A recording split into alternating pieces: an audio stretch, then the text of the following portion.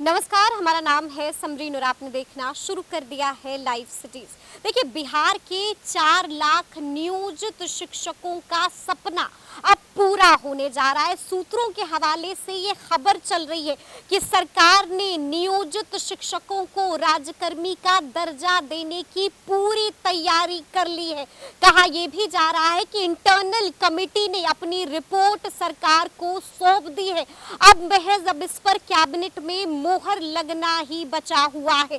तो इसको लेकर हमने भी सीनियर जर्नलिस्ट लक्ष्मीकांत सजल जी से जानने की कोशिश की है कि क्या वाकई अब शिक्षकों का इंतजार खत्म होने जा रहा है। तो जरा सुनिए उन्होंने क्या कुछ बताया है। नमस्कार, लक्ष्मीकांत सजल जी, समरीन रहे हैं लाइव सिटीज से। जी, स्वागत है जी। अच्छा, ये खबर चल रही है, कल से हम देख रहे हैं कि ये खबर काफी जोरों से चल रही है कि अब सरकार जो है वो नियोजित शिक्षकों को राज्यकर्मी का दर्जा देने ही वाली है। तो सबसे पहले तो हम आपसे जानना चाहेंगे कि क्या वाकई सरकार अब जल्द से जल्द राज्यकर्मी का दर्जा देने वाली है और शिक्षकों का जो इंतजार है वो खत्म होने वाला है। बिल्कुल। मैं आपको याद दिला दूं कि 15 अगस्त को मुख्यमंत्री नीतीश कुमार जी ने गांधी मैदान में स्पष्ट घोषणा की थी। नियोजित शिक्षकों से उन्होंने साफ साफ कहा था कि बिहार लोक सेवा आयोग से 1,70,000 शिक्षकों की जो बहाली होने वाली है उसकी लिखित परीक्षा आप होने दें। परीक्षा के बाद हम सोचेंगे कि आपको राज्य कर्मी के रूप में कैसे जोड़े। तो बिहार लोक सेवा आयोग की परीक्षा कब की समाप्त हो चुकी है जी। और अब उसके नतीजे भी अक्टूबर में आने वाले हैं।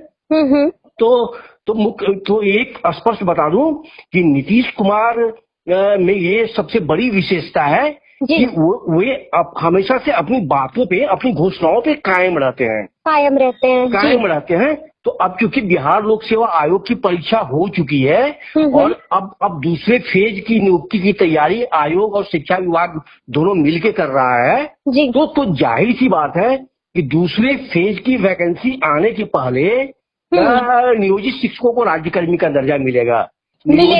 हाँ, दूसरे फेज की वैकेंसी अगले महीने आने वाली है। तो स्वाभाविक है उसके पहले इनको राज्यकर्मी का दर्जा मिलेगा।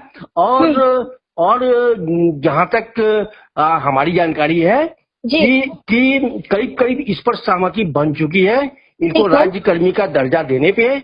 और केवल ये तय होना बाकी रह गया है या हो सकता है आज तय हो रहा हो या उसका मंथन 2-3 दौर चल भी चुका है कि राज्यकर्मी का दर्जा, क्योंकि नियोजित शिक्षकों की कुल संख्या प्राइमरी से लेकर +2 तक 3,80,000 है। और फिर करीब 1,000 के आसपास पुस्तकालयाध्यक्ष हैं, लाइब्रेरियन हैं, ये +2 स्कूलों में है।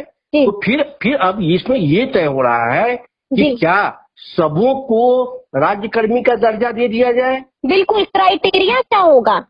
हाँ, तीन में एक क्राइटेरिया तय होना है कि क्या सबों को मिल जाए राज्यकर्मी का दर्जा, ठीक है, या इनकी कोई परीक्षा ली जाए या इन्हें अनुभव के आधार पर राज्यकर्मी का दर्जा दिया जाए। अच्छा, मतलब ये 3 क्राइटेरियाज हो सकते हैं जिस पर निर्णय लिया जा सकता है। बिल्कुल, इसी में कोई एक होगा। पहला कि या तो सबों को दे दें, दूसरा या तो लिखित परीक्षा ले लें, विभागीय परीक्षा का, या तीसरा होगा कि नहीं अनुभव के आधार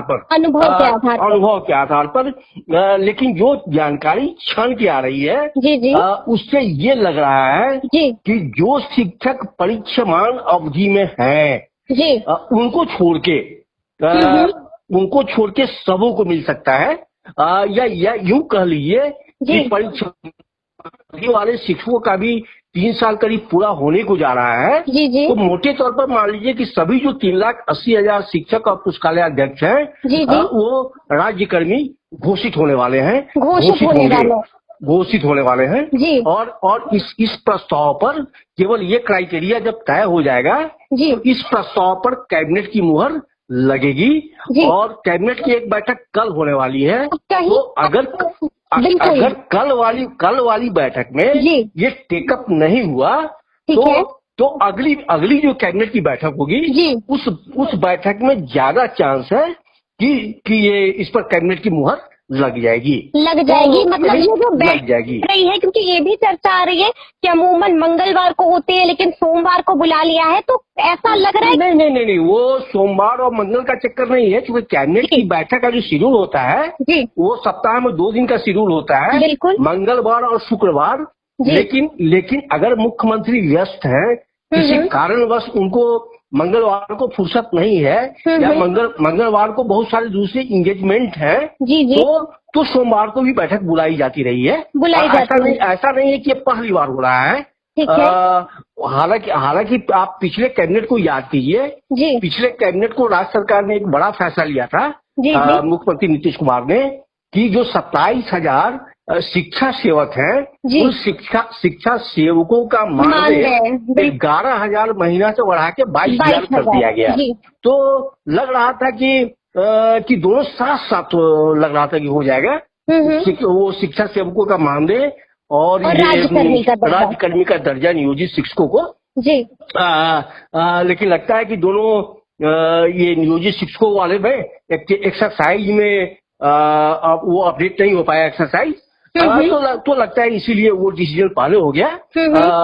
और उसके बाद से ही वो जो डिसीजन हो गया है, उसके बाद से ही नियोजित शिक्षकों को राज्यकर्मी का दर्जा देने की एक तरह से कहिए तो उल्टी गिनती शुरू हो गई है। लेकिन एक सवाल ये भी है मेरा कि जहाँ तक मुख्यमंत्री नीतीश कुमार ने भी 15 अगस्त को अपने संबोधन में कहा था कि पहले आप एग्जाम होने दीजिए, नतीजे आ जाते हैं और उसके बाद राज्यकर्मी का दर्जा दे दिया जाएगा। बिल्कुल नतीजे आए भी नहीं है, कहा तो ये भी जा रहा है कि 10 अक्टूबर या उसी के आसपास नतीजे आ सकते हैं। तो आप तो देख रही है ना कि दुर्गा पूजा के पहले नतीजे आ रहे हैं। मतलब कि 10 अक्टूबर तो अब यहाँ पे तो ये मांग हो रही है कि 2 अक्टूबर को राज्यकर्मी का दर्जा। हाँ, ये संभावना जताई जा रही है। ये संभावना इसलिए जताई जा रही है कि आपको याद होगा कि 2 अक्टूबर 1980 को ही वो पूरे बिहार में जितने भी वो राजकीय जो मैनेजमेंट वाले स्कूल थे, तो 2 अक्टूबर 1980 को ही बिहार में बड़े पैमाने पे स्कूलों का टेक ओवर हुआ था, अधिग्रहण हुआ था। हाँ, सरकार ने उनका अधिग्रहण किया था। तो स्कूली शिक्षा के इतिहास में ये 2 अक्टूबर का बहुत बड़ा महत्व रहा है। तो इसको लेके ये कवायद भी ये संभावना भी जताई जा रही है कि 2 अक्टूबर को घोषणा हो सकती है, या 2 अक्टूबर से पहले फैसला हो सकता है, यानी कि रिजल्ट आने से पहले ही घोषणा हो सकती है। बिल्कुल, क्योंकि मुख्यमंत्री ने ये नहीं कहा था रिजल्ट आने दीजिए, मुख्यमंत्री ने कहा था कि आप पहले परीक्षा हो जाने दीजिए। परीक्षा हो गई है, परीक्षा हो गई है, रिजल्ट आने वाले हैं, इसीलिए लगता है कि रिजल्ट के पहले इनको नियोजित शिक्षकों को राज्यकर्मी का दर्जा राज्य सरकार दे देगी। कहीं ऐसा तो नहीं हो जाएगा कि जिन्होंने एग्जाम दिया है, जिन्होंने परीक्षा दिया है, कहीं उनमें कोई नाराजगी तो नहीं आ जाएगी कि हमने परीक्षा दिया है और उसके बाद जो है हम शिक्षक बनेंगे, लेकिन यहाँ पर पहले ही तमाम नियोजित शिक्षकों को अगर राज्यकर्मी का दर्जा दे दिया जाता है तो वहाँ पर भी कुछ खलबली मच सकती है। नहीं, इसमें इसलिए खलबली नहीं मचेगी कि जो नियोजित शिक्षक परीक्षा दे चुके हैं उनका रिजल्ट तो अभी आया नहीं है। बिल्कुल है। तो इस बात की क्या गारंटी है कि जो सारे के सारे परीक्षा दे चुके हैं वो पास ही करेंगे? एक तो इसकी गारंटी नहीं है। दूसरी बात ये है कि जो नियोजित शिक्षक पास करेंगे उनको भी तो वेतन संरक्षण का लाभ मिल रहा है ना। हाँ, तो अगर उन्हें वेतन संरक्षण का लाभ नहीं मिलता तब पेच फंस सकता था, तब उनकी नाराजगी होती।